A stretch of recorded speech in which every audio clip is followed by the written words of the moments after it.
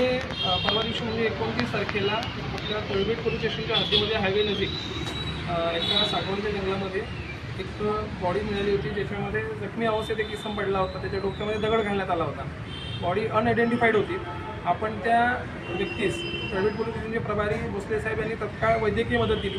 माननीय पोलीस अधीक्षक Sameer Shaikh sir, additional SP Kadukar madam यांच्या मार्गदर्शनाखाली आम्ही सर्व पथक बनवले, 3 पथक बनवले.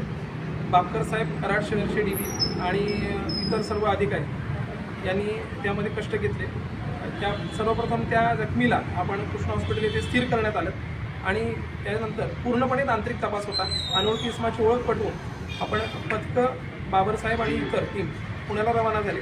त्याच्यामध्ये आपण 3 आरोपींना पुण्यातून ताब्यात घेतलं आणि विशेष बाब म्हणजे या जखमी जो इसम होता त्याची आई जी होती ती याच्यामध्ये कटात सहभागी होती आणि त्या आईने तिचे काही एक्स्ट्रा मॅरिटल अफेअर्स होते ते मुलाला माहीत पडल्यामुळे त्याच्यापासून लपवण्यासाठी आणि त्याला काटा दूर करण्यासाठी याचा मुख्य आरोपी जो आहे जयेंद्र जावळे याच्यासोबत मिळून हा कट रचलेला आहे. एकूण 4 आरोपी आहेत. हे 4ही आरोपी आपण 24 तासामध्ये तळबेट टीम आणि उपविभागीय पोलीस अधिकारी कार्यालय कराड यांच्या टीमने ताब्यात घेतले. यामधील कोण रेकॉर्डवरील आहे का?